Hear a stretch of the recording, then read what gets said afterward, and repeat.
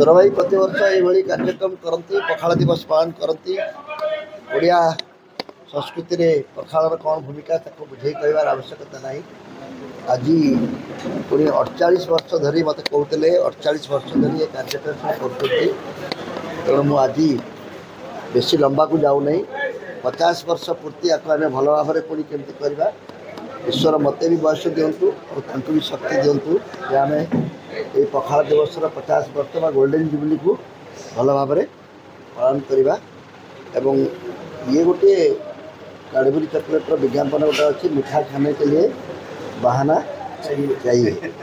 ସେଥିପାଇଁ ସମସ୍ତେ ଖରାଦିନ ଆରମ୍ଭ ହେବା ପୂର୍ବରୁ ଏକାଠି ହେବା, ପଖାଳକୁ ବାହାନା କରି ସମସ୍ତେ ମିଶି ବସିକି ଖାଇବା ଏବଂ ପରସ୍ପର ସହିତ ଗୋଟେ ଭାଇଚାରାର ସମ୍ପର୍କ ପୁଣି ଆଉ ଥରେ ହେବ ଏବଂ ମୁଣ୍ଡ ଉପରେ ଥିବା ଖରା କାଳକୁ କିପରି ଭାବରେ ମୁକାବିଲା କରିବା, ଏସବୁ ଦୃଷ୍ଟିରୁ ଏ ପରମ୍ପରା ଆମର ଅଛି। ମୁଁ ସେଥିପାଇଁ ସୁର ଭାଇଙ୍କୁ ଧନ୍ୟବାଦ ଜଣାଉଛି ଯେ ସେ ତାଙ୍କ ଘରେ ସମସ୍ତଙ୍କୁ ଡାକି ସମସ୍ତଙ୍କୁ ଏକାଠି କରିବାରେ କାର୍ଯ୍ୟକ୍ରମ କରନ୍ତି।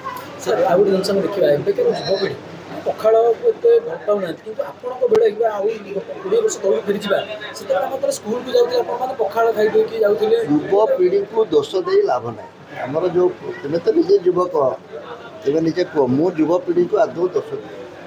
ଯୁବପିଢ଼ିକୁ ଯଦି ମୁଁ କହିବି ଧୋତି ପିନ୍ଧିକି ଚାଲ, ଯୁବପିଢ଼ିଙ୍କୁ ମୁଁ ଯଦି କହିବି ବର୍ତ୍ତମାନ ତୁମେ ମୋବାଇଲ ବ୍ୟବହାର କର ନାହିଁ, ତାହେଲେ ସେ ମୋତେ ରଖିବେ ନା, ମୋତେ ରନା କରିଦେବେ। ନିଜ ପିଲାମାନେ ମଧ୍ୟ ବର୍ତ୍ତମାନ ମୁଁ ତୁମକୁ ବାପା ଡାକିବାକୁ ପ୍ରସ୍ତୁତ ନୁହେଁ ଯଦି ମୋତେ ତୁମେ ମୋବାଇଲ ଦେବ ନାହିଁ, ଯଦି ତୁମେ ମୋତେ ହାଫ୍ ପ୍ୟାଣ୍ଟ ପିନ୍ଧିକି ଟି ସାର୍ଟ ପିନ୍ଧିକି ଚାଲିବାକୁ ଦେବ ନାହିଁ। ପୋଷାକ, ଖାଦ୍ୟ ଏସବୁ ବିଭିନ୍ନ ସମୟରେ ପରିବର୍ତ୍ତନ ଘଟେ। ଆମ ଜେଜେମାନେ ଯାହା କରୁଥିଲେ ଆମେ କ'ଣ ତାହା କରୁଛେ? କିନ୍ତୁ ପରିବର୍ତ୍ତନର ସହିତ ଯେଉଁ ମୌଳିକ କଥାଟି ଯେ ଆମର ଯୌଥ ପରିବାର, ବାପା ପୁଅ, ଭାଇ ଭଉଣୀ ଏବଂ ଦାଦା, ଆମେ ତ ବାପାଙ୍କର 3 ଭାଇ 17 ପୁଅ, କିଏ ଅସଲି ପୁଅ ଭାଇ ଆଉ କିଏ ଦାଦା ପୁଅ ଭାଇ ଆମେ ନିଜେ ଜାଣିନୁ। ସେ ଭୁଲ କଥା ଗୁଡ଼ିକ ବର୍ତ୍ତମାନ ଟିକେ ଭାଙ୍ଗି ଭାଙ୍ଗି ଯାଉଛି। ଅର୍ଥନୈତିକ ଚାପରେ ଭାଙ୍ଗୁଛି, ଚାକିରି ବାକିରି କରି ଲୋକ ଦୂର ଦୂରାନ୍ତରେ ରହୁଛନ୍ତି, ଦୂରେଇ ଗଲେ ଥରେ ଆଉ ସେସବୁ ହେଉନାହିଁ। ଆଉ କୃଷିଭିତ୍ତିକ ସଭ୍ୟତାରେ ସମସ୍ତେ ଗୋଟିଏ ଘରେ ରହିଲେ ବି ସମସ୍ତଙ୍କ ପେଟ ପୋଷିବା ସମ୍ଭବ ହେବ ନାହିଁ। ତେଣୁ ପରିସ୍ଥିତି ବଦଳୁଛି, ଅର୍ଥନୀତି ବଦଳୁଛି, ନୂଆ ଟେକ୍ନୋଲୋଜି ଆସୁଛି। ତେଣୁ ଆମେ ସମସ୍ତଙ୍କୁ ସେଥିପାଇଁ ତାଳ ଦେଇ ଚଳିବାକୁ ପଡ଼ିବ। ପଖାଳ ବି ଖାଇବା, ମୋବାଇଲ ବି ବ୍ୟବହାର କରିବା, ପୁରୁଣା ସମ୍ପର୍କକୁ ଏହି ଟେକ୍ନୋଲୋଜି ମାଧ୍ୟମରେ ଯୋଡ଼ିକି ରଖିବା ପାଇଁ ଚେଷ୍ଟା କରିବା।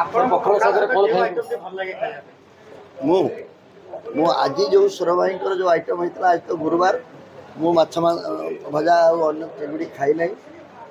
ପଖାଳ ସାଙ୍ଗରେ ମାଛ ଚିଙ୍ଗୁଡ଼ି ହେଇଥିଲେ ଆହୁରି ଭଲ ହେଇଥାନ୍ତା, କିନ୍ତୁ ମୁଁ ଯେଉଁ ସାଧା ତକ ଖାଇଛି, ଯେଉଁ ପ୍ରକାର ଇଏ ହେଇଛି, ମୁଁ ପ୍ରାୟ ବହୁତ କମ୍ ଏଭଳି ଖାଇଛି।